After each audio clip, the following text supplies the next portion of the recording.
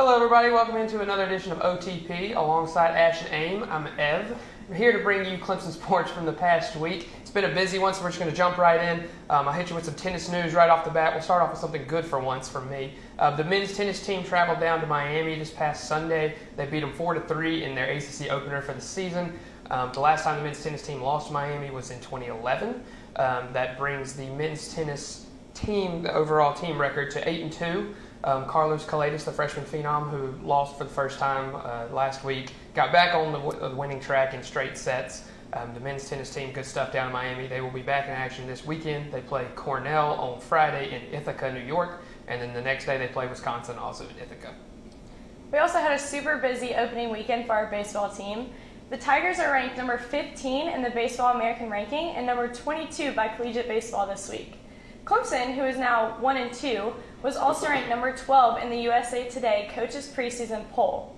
Its first in-season poll will be released on March 6th. It marks the 9th week in a row the Tigers are ranked in the top 25 of at least one of the polls. The Tigers play 4 games this week, starting with a Wednesday afternoon home game against Western Carolina before hosting Elon in a 3-game series at Doug's King Moore Stadium over the weekend. Last Friday, Wright State defeated the Tigers 6-4. It was a season opener for both teams. However, in Game 2, Seth Beer's 3-run homer in the 3rd inning and Pat Kral's 6 strong innings pitched led to Clemson's 6-2 victory over Wright State on Saturday afternoon. During Game 3, Sunday afternoon, Seth Beer belted a solo homer in the 4th inning, his second long ball of the year. But, unfortunately, Wright State responded with 2 runs in the 5th inning, 1 run in the 7th inning, and 1 run in the 8th inning, and 2 more runs in the top of the 9th inning to pull away. Logan Davidson added his first career home run in the bottom of the 9th inning. However, it just wasn't enough for the Tigers to win. The women's basketball team just barely lost to 7th-ranked Notre Dame last Thursday at home. Nellie Perry brought the Tigers within 2 points with only 19 seconds to play. But sadly, the Fighting Irish made a pair of foul shots to take a 4-point lead and win the game, 80-84. Perry recorded a season high of 24 points along with 6 assists. Perry wasn't the only Tiger to score in double figures. Danielle Edwards, Kobe Thornton, and Victoria Cardacci also had impressive games for the Tigers. This past Sunday, the women's basketball team lost to then 4th-ranked Florida State, 47-80 in Tallahassee. Edwards had a solid game of 11 points and 2 steals, but the Tigers overall had a tough time keeping up with the Seminole offense. They now hold a 14-14 record overall and a 3-12 record in the ACC. The Tigers will play their last regular season game this Thursday at 7 p.m. on the road at Georgia Tech. The men's basketball team did about the same as the women's this week, kind of an up-and-down week for them. They started off last week on Tuesday. It was Valentine's Day. They beat Wake Forest 95-83 at home. It was the team's highest point total under Coach Brad Brownell and their most points scored in an ACC game since the 2007-2008 season. That brought the men's basketball team's winning record on Valentine's Day to 18-4, which is their winningest day on the calendar, as we told you last week as a fun fact. Marquise Reed led the way with 21 points. He scored 21 in both games against Wake Forest this season. That brought the men's basketball team's record to 14-11, 4-9 in the ACC. So kind of riding a high note into the weekend, and then came crashing down on Saturday at a trip to Coral Gables to play Hurricanes Miami. They lost 71-65. Elijah Thomas had a double-double, and it included career-high 11 rebounds, so a nice afternoon for him. Unfortunately, the rest of the team was 3-17, shooting from 3-point range, and 8 for 15 from the free throw line. This poor shooting led to the 6-point loss on Saturday. Miami shot 50% from the field and only had 7 turnovers, so a nice clean game played by the Hurricanes there. Men's basketball is now 14-12 and 5-10 in the ACC. They tip off in about an hour against Virginia Tech in Blacksburg. So the track and field team had another outstanding weekend. Former walk-on Grace Barnett continues to thrive this season with a new program record in the mile at the USC Invitational. Her time is the fastest collegiate mile ever run on the JDL Fast Track in Winston-Salem, North Carolina. The redshirt senior clocked in at 4 minutes and 36 seconds to win the mile in a field of 52 competitors, set the collegiate facility record, and won the race by .06 seconds. With the performance coming on the 200-meter flat track, the time converts to actually 4 minutes and 33 seconds, giving her a personal best and bettering her own Clemson record by 2 seconds.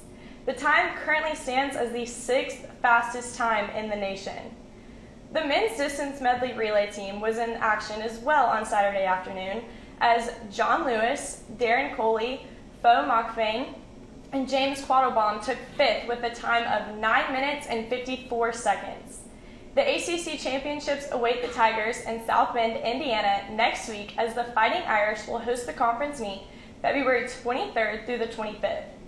Clemson's cross-country team also had a very successful weekend.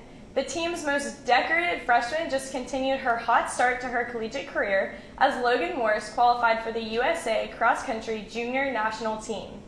The Inman, South Carolina native battled challenging course conditions in Eugene, Oregon to earn the chance to compete with Team USA.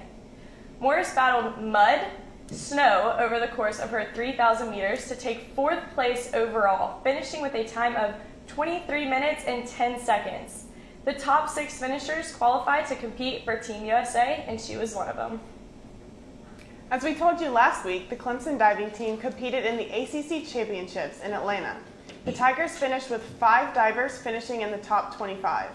Freshman Frida Lim finished in 2nd place overall, and senior Danielle Reitzma placed 4th overall. Those finishes were the best in Clemson diving history. No other team in the ACC Championships had 2 divers in the top 8. Congrats to the diving team. They now move on to the NCAA Zone B Diving Championship meet on March 6th at Auburn. Also, the Clemson men's golf team took 1st place today over 14 other schools in Puerto Rico Classic. The Tigers won by 11 shots over Georgia. The last championship Clemson won was also against Georgia, but instead of Puerto Rico, they played it in Hawaii. Congrats to the men's golf team. All right, one more quick tidbit. Women's tennis, they played Wake Forest in Winston-Salem this past weekend. They lost 4-3, so they didn't fare as well as the men's tennis team this past week. It was their ACC opener. The loss drops the team to 2-5 overall with an 0-1 record in the ACC. They host Furman this Saturday, 10 a.m. At the Hope Sloan Tennis Center. And now you're probably wondering, why in the world are we not centered anymore? Why is there only 2 of us on the screen? And the answer is quite simple. We have a special guest this evening, a friend of Ashley's. She's going to ask her some questions. They're sitting off to the side, so we're going to cut to them right now. Ashley, take it away. So I'm actually here with Danielle Edwards. She's a sophomore sports communication major who plays basketball for the women's basketball team here at Clemson. So in your career at Clemson, you have started all 30 games last season, and you have actually started every single game so far this season.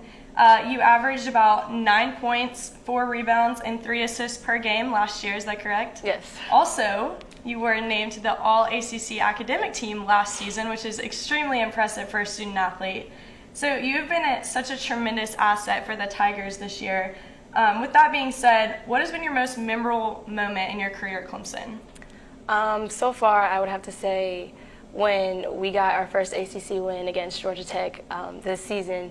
That was a crazy moment for not only myself, but for our program as well. We haven't won a game, I think, since 2012 at that time in the ACC, and for us to get our first ACC win was just absolutely incredible, and it was a moment that I will remember forever.